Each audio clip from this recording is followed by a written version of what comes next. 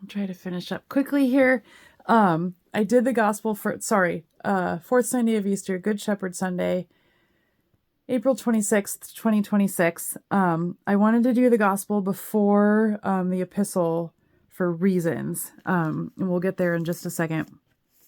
We're in the first letter of Peter. Again, we had started that a couple of weeks ago, and now we're in chapter 2. Let me make sure I'm reading the right verses here. Chapter 2, verses 19 to 25. Yep. Okay. He starts out saying, "For this finds favor." What finds favor? You have to back up a few verses to about verse 11. He says, "I urge you as aliens and strangers." That means we're not at home in the world. Our home is heaven, and we are just passing through here. So he's saying, don't gratify your flesh. Keep your behavior excellent. This is really interesting. "Submit yourselves for the Lord's sake to every human institution, whether to a king as the one in authority." What do we have a lot here recently? What kind of rallies do we have? I'm just going to leave that there. "Or to governors sent by him," who, the Lord, "for the punishment of evildoers and the praise of those who do right." Whatever authority we're under, we're supposed to submit to. Not just good ones, because it also says, "Such is the will of God, that by doing right, you may silence the ignorance of foolish men."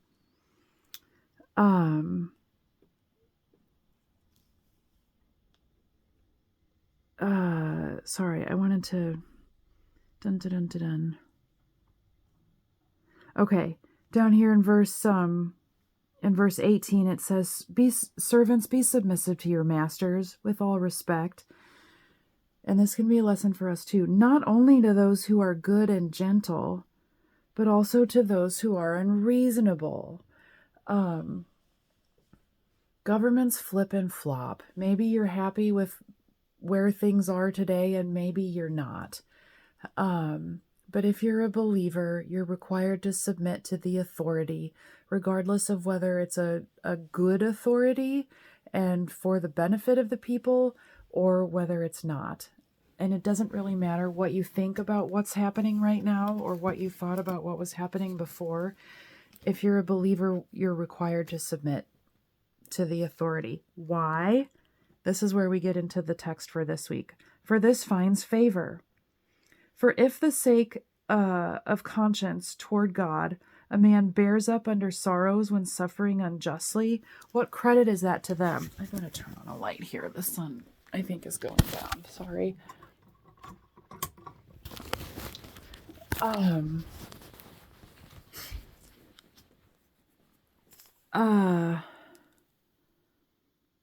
What credit is it if you sin and are harshly treated and endure that with patience? That's what you deserve. But if when you do what is right and suffer for it, you patiently endure, this finds favor. This can be true in government. This can be true in your workplace. This can be true if people are saying all kinds of nasty things about you because you're a believer and you don't walk in the ways of the world.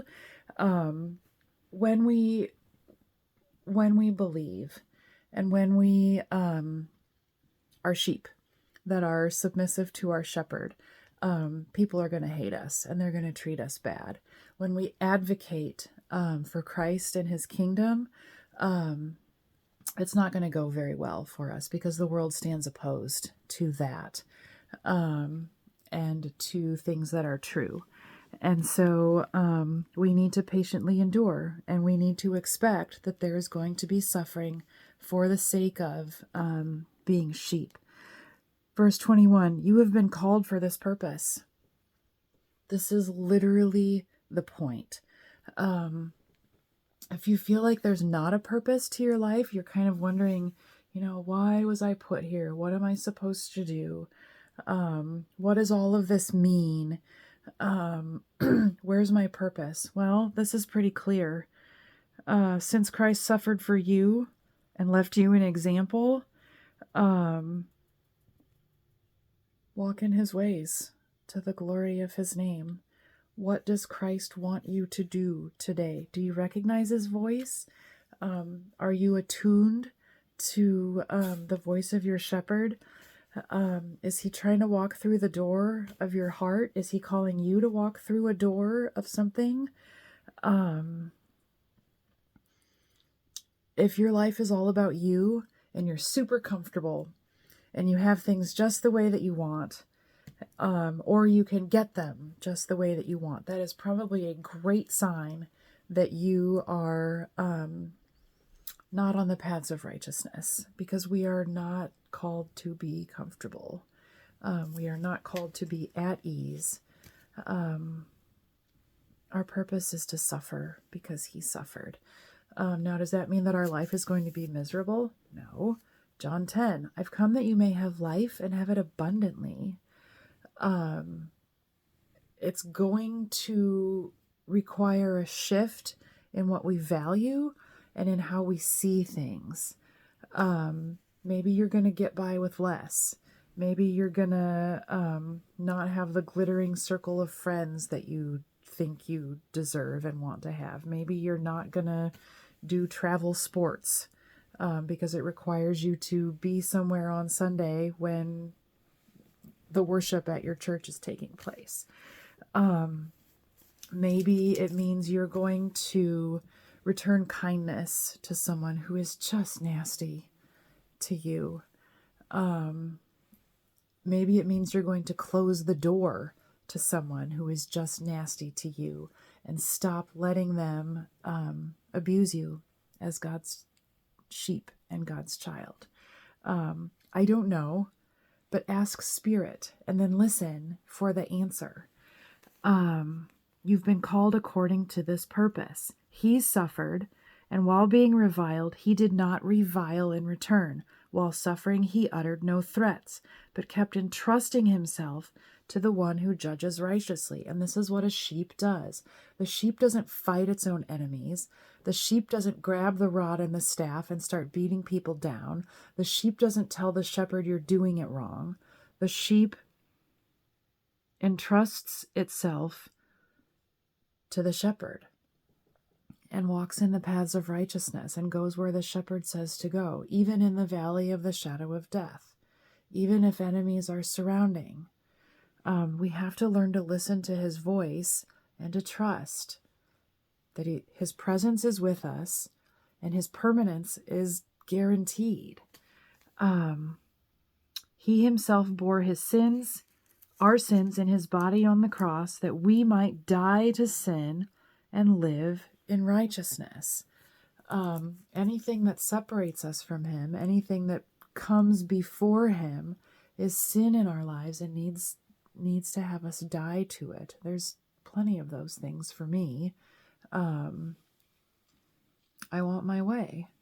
I want to do the things, maybe I'm not looking for comfort. I don't think I am, but I'm looking for efficiency.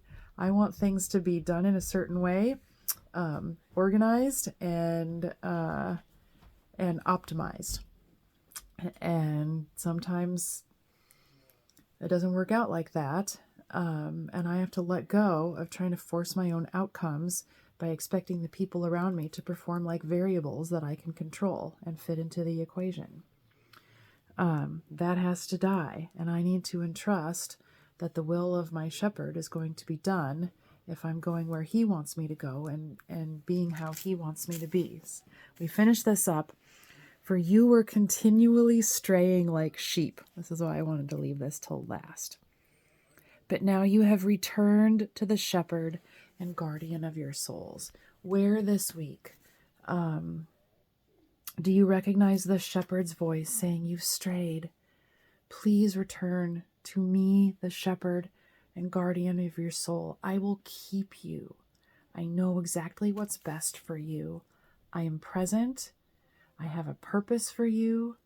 My plan for you is is permanent, and I want abundant life for you. Stop straying. Come on back. Listen this week for the voice of the shepherd. And if you can't hear it or you don't recognize it, Spirit is present in you. Ask him to teach you. Spirit, teach me how to listen to you. Teach me to recognize your voice. And he will, because it's his desire that we listen to him. He's going to teach you, and he'll keep speaking. So trust that to him too. Let's let the Spirit really continually make us in awe this week.